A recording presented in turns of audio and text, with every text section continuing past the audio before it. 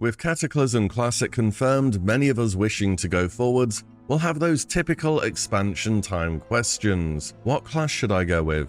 How does what I play change? Will my class be in demand? And so on. And while I do plan to cover each class in detail, as I always do, today I want to do something a bit more brief and look at which classes are most likely to be the ones that guilds will be after for Cata content. Also worth a mention that Cata is a bit less figured out than the versions of WoW we've played thus far, and I would expect more surprises performance-wise, or just certain specs doing unanticipated things. Blizzard has also proven to be more open to making changes to under or over performers in Wrath, and I can certainly see them doing this in Cata as well. So as always, information here with a grain of salt. But in short, it is quite a similar situation to Wrath, in that there's only a few specs that are unlikely to ever see play in PvE content. What will be changing, however, will be the classes and specializations people look to stack. Most classes are given more well-rounded kits to accommodate 10-player heroic raiding too. And speaking of 10-player, you need to cover buffs which make the most sense for your raid comp, as the content will be hard enough to merit doing so. Well, at least it will be early into a new tier. So when I say you want to bring one of them, the context of what that spec brings to your 10-man comp does matter, compared to 25 where you'll probably just be happy to bring them. Of course, there is a conflict of interest here with loot distribution on 10-man, where some classes are going to be rolling on the same item, but that is just something everybody is going to have to deal with and make their own decisions on. So with that said, let's make a start and talk about how in demand each class and spec will be for Cataclysm, and of course, why. Let's start with Priest. Priest remains in a practically identical state to Wrath of the Lich King, in that Discipline and Shadow are great one-of additions to pretty much any raid, and Holy tends to be overlooked once again. Shadow notably should start climbing a little higher on DPS meters than we've seen in Wrath. It does especially well on multi-target fights, and of course it's a priest, so the utility is good, including Vampiric Embrace, 5% Spell Haste, Mass Dispel, Hymn of Hope, and Divine Hymn. Raids will be bringing Shadow Priest for sure. It's a one-of, but it's a one-of you want. Discipline is probably seeing the biggest change in playstyle from Wrath to Cata out of the priest specs. The biggest news is now you can finally stop wearing your power word shield keybind into dust, as there will be far more buttons to press to do good healing. Atonement is the big new talent and is a spec identity that has forever stuck with the disc priest from Cata onwards. Simply put, some of the damage you deal is converted into healing for nearby allies, so you'll be actively contributing both damage and healing. Discipline also brings excellent utility. They have both the hymns, power infusion, pain suppression, and the new power word barrier as a much needed raid-wide cooldown. Oh, also priests have Leap of Faith, aka a life grip. That's baseline for all of them, worth a mention too. This priest's ability to absorb damage is also still very strong, and no other healer is anywhere near as efficient from stopping damage from ever happening, meaning Discipline will be a surefire way to find yourself a raid spot. However, similar to Wrath, it will be a one-of spec in your healer team. The reason why is still pretty much the weakened soul debuff from Power Word Shield. All the same, you can't go wrong with Disc, which leaves Holy Priest, and unfortunately it's a similar story to Wrath. It's not bad by any means, it's just Discipline on average tends to be able to do more. What Holy does is big healing throughput, which puts it in a space where it's competing with Holy Paladin, Resto Druid, and even Resto Shaman on some fights. Holy also gains chakras, which enable you to empower either your single target or AoE focused heals. As always, the Holy Priest can do a bit of everything. Maybe it is good enough to compete with the throughput monsters of Cata, but going into the expansion, I feel as though it is correct to say that it's the healer spec that will see the least play. On to Warlock next, a top damage dealer throughout the whole of Wrath so far. However, the spec you'll see the most will most certainly be changing, and I believe locks are a lot less likely to be stacked than they currently are in Wrath. Let's start with Destruction, and again it's in a similar place to Wrath. It's not bad, but the class just has other options which are going to do more damage. I could have pretty much copy-pasted with what I said about Destro in Wrath, and it would have been the same here. It also doesn't bring any super special utility which would justify it over another pick either. As much as it's playable and will be better than a bunch of other DPS, it shouldn't be a spec you see tons of in PvE. Affliction overall won't be as good as it's been so far in Wrath, and will go from a spot where you can quite easily stack a few Affliction locks in Wrath to you'll consider whether you're needing to bring one at all in Cata. On encounters with multi-target focus, of course Affliction will rise in value by a good amount and can perform very well, but it's just not going to be a go-to DPS spec you can use on every fight anymore.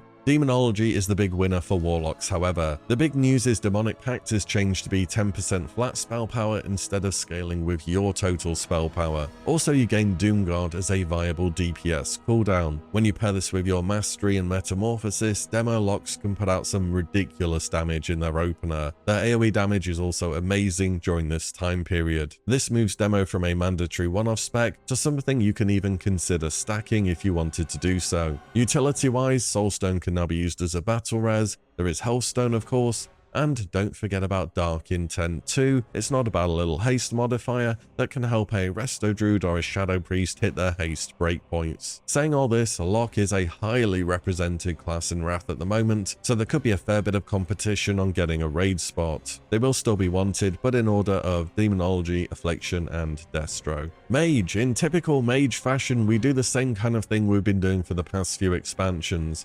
Arcane is a great starter. Once we get some gear though, you reroll fire. Frost is a little bit more of a thing than it was in Wrath of the Lich King, I suppose, and some extra slows and roots often don't go amiss when you're lacking gear heading into heroic dungeons. But as it has been for the longest time now, it's still really your go-to PvP spec. Mage of course now brings an alternative version of heroism or bloodlust called Time Warp. On top of that baseline, they bring 6% spell power and increased mana, and Arcane has 3% bonus damage and focus magic. So for a pure DPS class, it's pretty good on the buff coverage front. And that 3% bonus damage effect, similar to how it is in Wrath, can only be done by Ret, Arcane, or BM.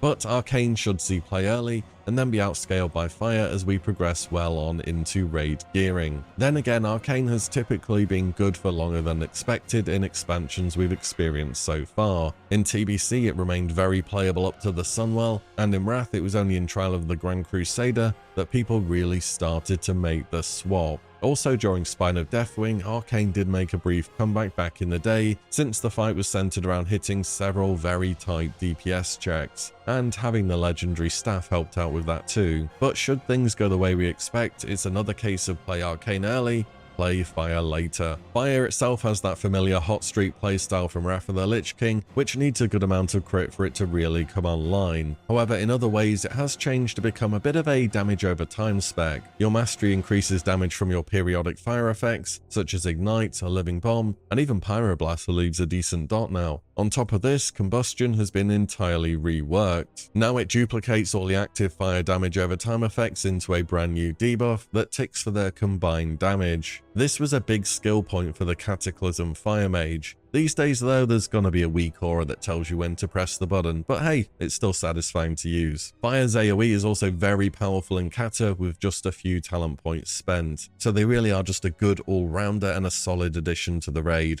Druid next, starting with balance, and once again, we're in a similar place to Wrath. They are a good and valued addition to the raid, but they're rarely going to be finding themselves at the top of the DPS meters. The big change for boomies in Cata is that the Eclipse mechanic has been totally reworked. Now it's a bar that moves towards one side depending on which spell you cast, and when that bar fills up, you gain a bonus to that spell type until the bar has moved far enough in the other direction. For me, not gonna lie, the Eclipse mechanic in Wrath would have driven me crazy because A, it was RNG based on crits, and B, sometimes there's a phase change or downtime, and you really don't want it to proc then. So this new version gives Druid a bit more control over their burst phase. Druid is still good at multi-target damage with Starfall, Moonfire and Wild Mushrooms, and should do well on single target. Overall, Boomy should be a solid bring one of them to your raid if they fit. Oh, also, in case you were wondering, Glyph of Stars, that's the one that turns your character into their kind of astral form instead of Boomkin. That was in Mists of Pandaria, not Cata.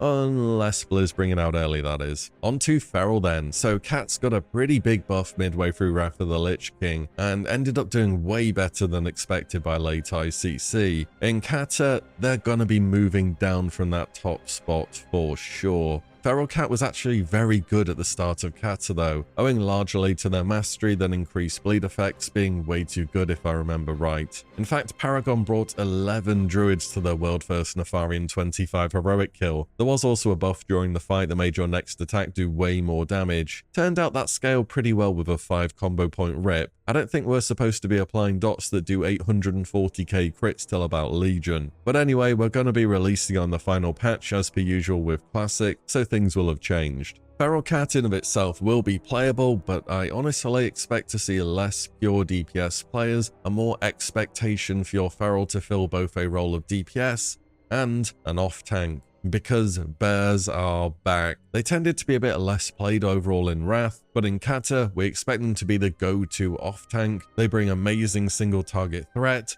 have improved AoE threat, and just an overall straightforward playstyle. And when you're not tanking, you can drop back into Cat and do better damage than any other tank will be capable of doing. As per usual with Feral tanks, they're going to be all about that big health pool and passive mitigation, and will be a good pick for either raid size. Finally, Restoration Druid. It's in Cata and beyond where Resto really starts to grow into its role. Pun intended, I suppose. Healing in Cata changed as a whole. Mana matters more, health bars are bigger, and one singular heal isn't always going to instantly top someone off, meaning on average this is great news for a spec that focuses on healing over time effects. Resto Druids are throughput machines and will heal in anticipation of large damage spikes coming their way. They do suffer on fights that need real focus on spot healing, and other people will just do that better. But either way, Resto Druid should be a viable pick in either your 10 or 25 man comps. I want to say they're stackable in 25 depending on the encounter, but you would be directly competing with Holy Paladin for that spot. One last thing worth a mention for healers here. When content gets on farm, it's often the case you drop a healer back to DPS. This very well could happen for Resto Druids on certain encounters, so I'd consider how much you like probably Boomkin as well. Oh, also in Cata, worth a mention, you only get 3 battle reses per encounter now.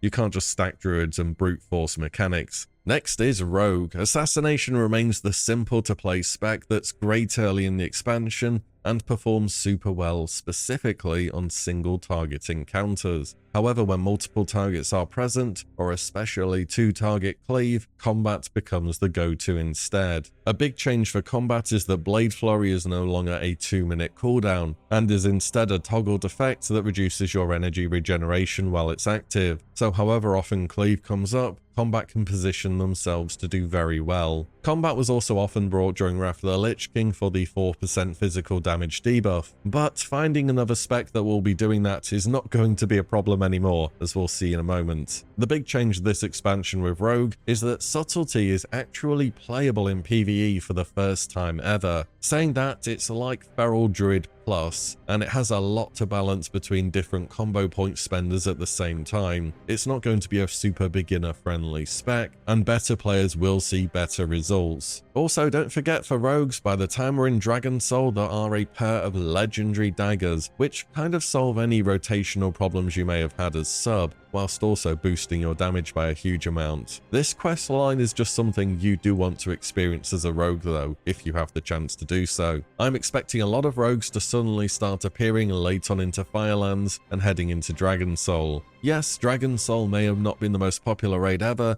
but on the other hand, orange weapons and doing big damage. A rogue can fit well enough into any raid size as any of their specs, making this a very versatile pick for the expansion. Next up is Shaman. So enhancement is in the spot where it's good on single target, great at sustained cleave, and can bring many different valuable buffs to your party. At the same time, they won't be a class you're looking to fill the raid spot with as soon as possible. Perhaps the biggest bonus in Wrath of the Lich King, aside from Heroism or Bloodlust, was the 10% attack power buff, which can still be brought by a Blood DK in Cata, but now also Paladins can do this with Blessing of Might. All the same enhancement is expected to be towards the middle of the DPS. Not bottom, not top, but at the same time there are other classes that will bring the buffs they can bring. So it's certainly playable, but if you do bring one, it's going to just be one. Elemental gets a huge shift from Wrath of the Lich King, where it was pretty good, actually. In fact, you know what? Elemental has done better than expected in Wrath. I thought it was going to be TBC all over again, where they start off pretty good at the start and then by the second raid tier they've just disappeared off your DPS meter. Elemental can now glyph Lightning Bolt to be usable on the move, can use the Fulmination talent to spell lightning shield charges for big burst damage, and of course Lava Burst is just a fun button to press. As per usual, Elemental has good buff coverage,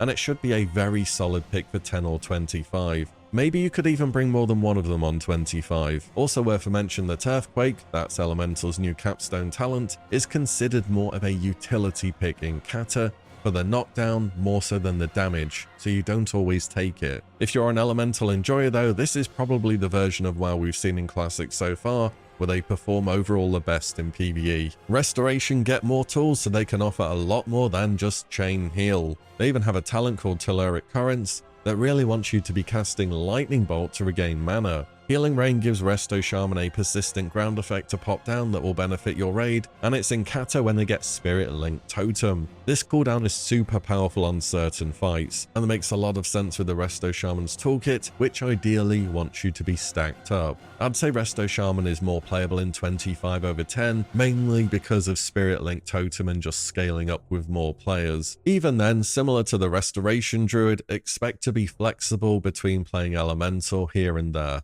Hunter. So, Marksmanship, unfortunately, is the first spec where I have to say it's kind of unviable for Cataclysm. Yeah, it took until late ICC for it to start appearing on the DPS meters in Wrath, and now it's gone again. It doesn't offer any special utility other specs in your raid or just other hunters can't bring, and it just doesn't do damage, which puts Marksmanship in a place where it's really difficult to justify bringing it along. Beast Mastery, however, is kind of playable. It is lacking on AoE. The single target burst is fine though. What BM really does is that it's a Swiss army knife of buffs. You can go train a pet which has practically any buff in the game that the raid needs. You can even get heroism from your BM hunter if you want it. However, the vast majority of the time in Cata, just like Wrath, when you see a hunter, they're gonna be survival. They are really consistent damage dealers over the course of the whole expansion and have decent buff coverage as well. Misdirection continues to be one of the best utility spells in the game, and having more than one of them is not any bad thing.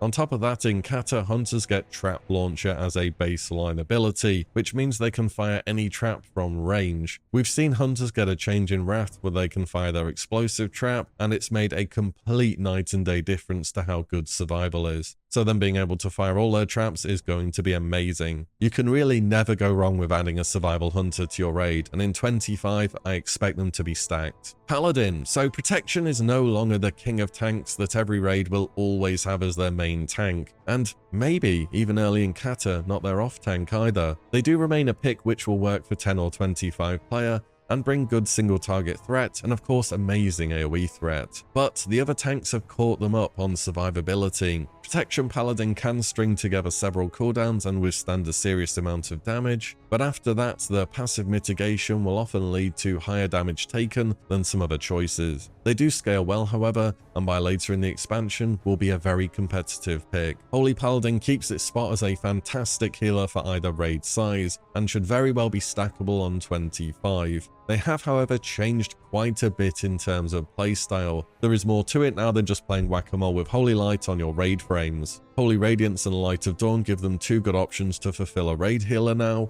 and while they don't have that mastery that increases healing the closer they are to the target, they will often want to be in melee range, both for mana regen from judgments, as well as building holy power with Crusader Strike. This new resource is built up through certain abilities and spent on some of your most powerful ones. Holy has certainly undergone a bunch of changes since Wrath that won't be for everyone, but the one thing that hasn't changed about Holy is that it's going to do really well the whole expansion, and you'll love to see one in your raid. Retribution also changes a ton with Holy Power coming into the game. They also have a maintenance buff too called Inquisition, which is kind of like a holy combo point spender. It's a big change from your priority-based rotation that you have in Wrath, and I find that people either love it or hate it. What you can't deny though is Ret is well worth bringing to raids in either 10 or 25. As per usual, their utility and buff coverage is excellent, and they will also bring that 3% damage buff your mages will be dropping once they start to go fire. Ret's damage should remain consistent and good over the whole expansion. All of this being said though, they're still going to remain a one-off pick in most raids. On to the Death Knight. Unholy surprised us in Wrath of the Lich King. It turned out through snapshotting it became the best DPS in the game on the re-release of Naxxramas. It even ended up getting nerfed before Ulduar. Despite this, it's come back to be in a great spot in ICC once again. Unholy still has the best way to spread the magic damage taken debuff across multiple targets, thanks to their Talent Ebb and Plaguebringer and Pestilence. And they also provide a boost to diseases, which your Shadow Priests will appreciate. Anti-Magic Zone is a good cooldown to block some damage on your raid, and they have that great burst heavy opener with their Gargoyle. Frost DK should also see play as well. Interestingly, in Cata, they have talents to both support dual wield as well as the two-handed playstyle. And I'm just saying, throughout Wrath, Unholy DK, which was supposed to be a two-handed spec, has been dual wielding basically the entire expansion. So maybe don't write off two-handed Frost just yet. We'll see what people can make with it. Frost DKs deal consistent single target damage, as well as providing good AoE burst with Howling Blast and various procs. Frost also brings some good utility as well, which is absolutely of value on certain encounters with adds that need to be controlled. Chillblade's adds are slow to Frost Fever and a route to Chains of Ice, and of course they have Hunger and Cold, which is a 10-second hard CC, with only a 1-minute cooldown on it. Blood DK somehow gets even better than it already is in Wrath. Throughout Wrath, you've probably been running a Blood DK as your off tank. Well, in Cata, they get a promotion to the main tank spot. Death Strike changes so it heals more when used after damage has been taken, and their mastery scales with this to allow them to create some big absorb shields. Blood DKs also have so many cooldowns to go through, it feels like they always have something available. DKs can very much take care of themselves and actively mitigate to a greater degree than any other tank. They also do great versus magical or physical damage, and their single target threat is amazing, and their AoE threat has been improved. If you play Prop Pally for how good it was in Wrath, you want to be taking a serious look at Blood DK in Cata. Finally, Warrior. So Warrior has always been that class that scales super hard. Typically though, they start as arms and end up playing Fury towards the later part of expansions. That, however, is not going to be the case in Cata. Despite single-minded Fury existing, giving more options for dual-wielding warriors, this spec just doesn't put up the numbers that arms does during this expansion.